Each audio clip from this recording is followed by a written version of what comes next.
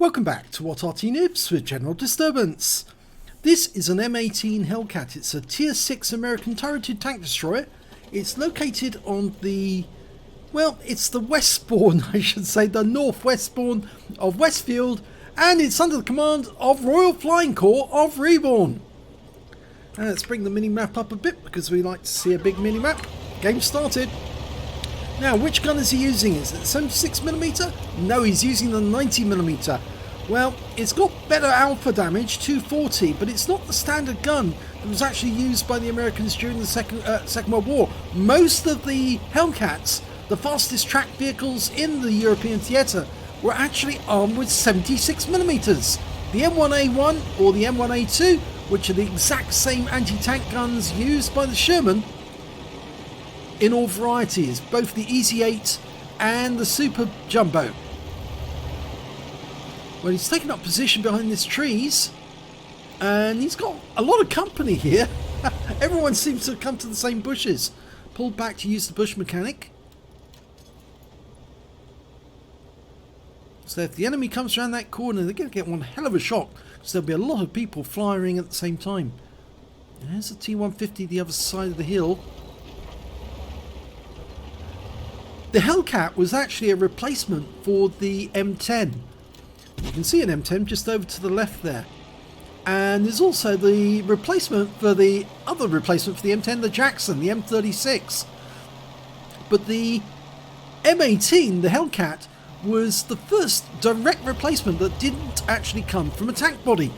It was actually designed from the ground up. Original prototypes came from General Motors, but they were built by Buick. He puts a lovely round there into the strip, and that was a high roll.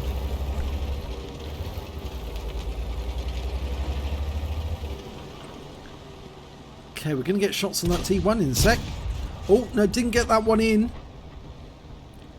Now it's true to say that the Hellcat was so good that it was still being used by armed forces around the world in the 1990s. In fact, the Taiwanese took the Hellcats that they used, because the hulls were actually worn out, and they took the turrets off their Hellcats with the 76mm gun, fitted them to an anti-tank, anti-aircraft vehicle, an anti-aircraft chassis, and that's how they created the Type 64.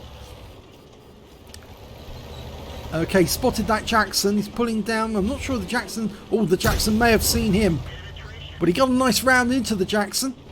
Now, Jackson's also got a 90mm gun, but his turret doesn't turn as quickly. And that's one of the best features about the Hellcat. Its turret did turn very quickly, and now it could outturn the German turrets during the Second World War. So if they got a hit in, the Germans would turn their turrets to face the Hellcat and get blown away by the second shot. So he's got the Jackson. There's a T-50 and a T-71 making their way down the other side. He needs to get into a position. We just lost our Panzer IV-H. Now, T-71's a good target. Yes, got the kill, 32. That's his second kill. Now, the T-50's going to go into the dip now. It could be a difficult target. Oh, what a shot! That was excellent. 270, a high roll, but a very, very narrow target. And he takes out the T-50 with the next round. Brilliant shooting. Oh, and the M10 tried to get a kill on him, but got taken out in return by our own M10 RBFM. Nicely done. So we've got a big thanks to our own guy over there who was keeping an eye on us. Okay, there's a T-25-2 somewhere over in that direction. We've now got 3 kills. And we're the ones protecting our own Arty. Looks like we're going to go the south route. It's still an even game because there's 8 on both sides. 8 kills, so 7 left on each side. Oh, Panzer IV-H in the valley. He doesn't see us.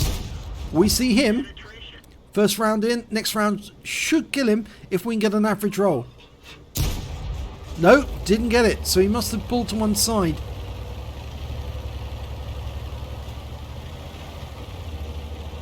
got the help of an AMX CLC biz.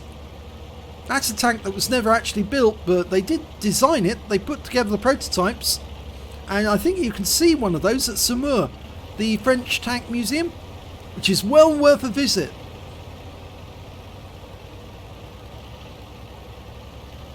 I know the Chieftain actually did a very, very quick run through Saumur to show everyone what they have, and there's a lot of really interesting tanks there. They even have an ELC there, an ELC M90.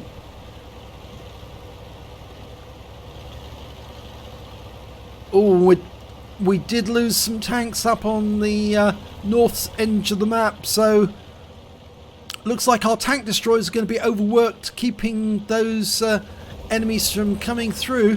Oh, there's the Panzer IV-H. Okay, he's making his way. He must know he's been seen. Took around there. He's an easy kill now. Splash kill for the Arty. But we're going to go for it. Go for it, RoyalFlyingCorps. Yes, he gets it. 4th kill. 2 to go to get the Top Gun. Now, the 90mm gun was fitted after the end of the war. There were some 90mm armed Hellcats around, and in fact actually a bunch of shells were sent to the European theatre, and they sent them to the wrong place because they didn't think it was for a tank. So we did some damage there, but we didn't get the kill. There's the M12. Can we get a shot? It's difficult. Oh, we're gonna have to get closer. He got shotgunned. The ELC got shotgunned. There's only 4 enemies left. Probably drive straight in. Get closer.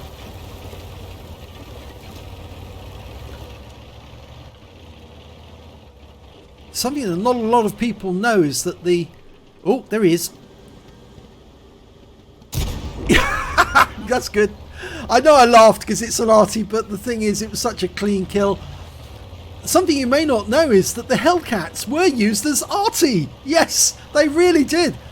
A company, or not a company, rather a platoon of Hellcats would be assigned to an infantry unit or to a tank battalion, and they would go around just in case any of the enemy tanks turned up, and so they could help engage them.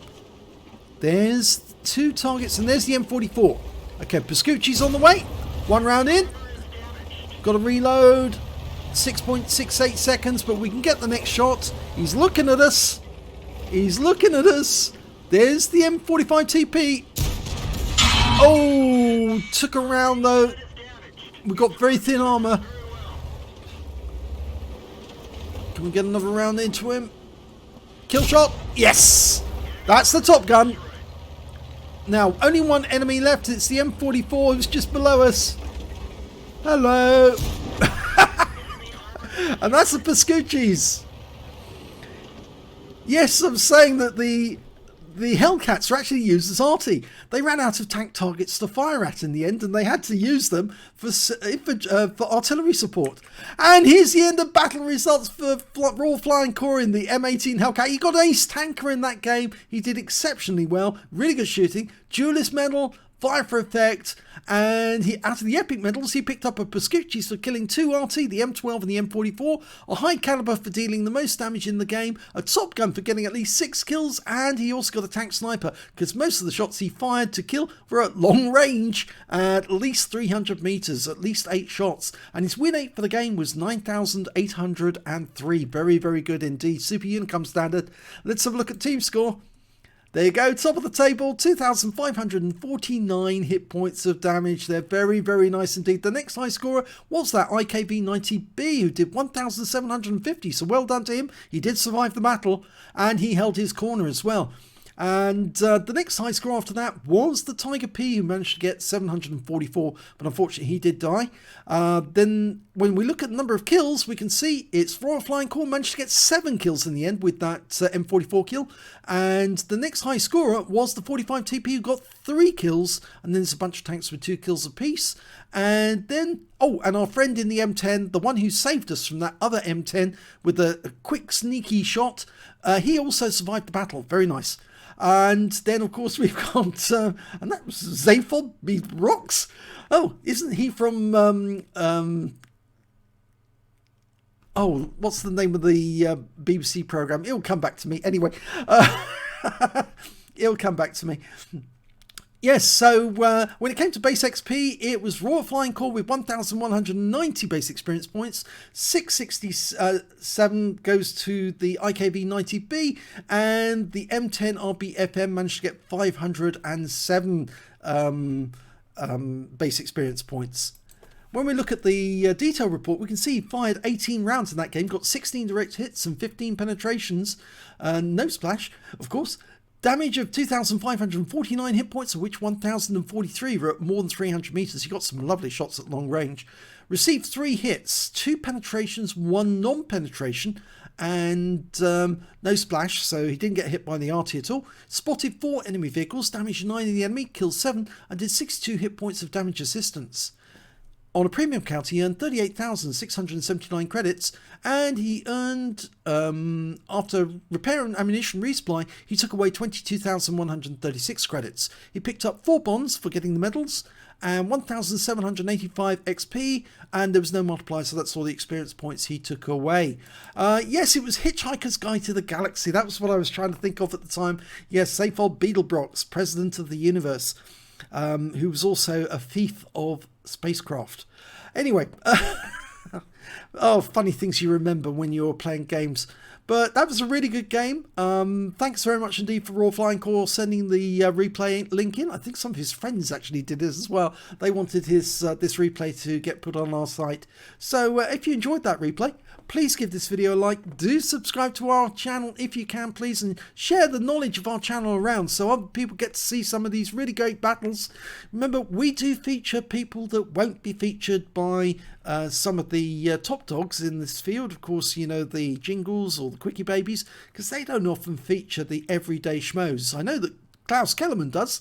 He's one like us. He features replays that ordinary people do when they're having a great day. But unlike some of those, we do actually have some super unicums who send in replays, some really brilliant games.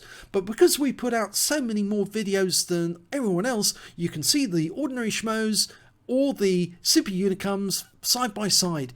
And sometimes, you know, the ordinary schmoes get better win 8s than the super unicums do, and that's really funny when you see that happen. But it's very nice as well, and I think the super unicums like it too, because they see, yeah, we've got some competition coming further down the line. If you enjoyed this, that's great. Thanks very much for watching.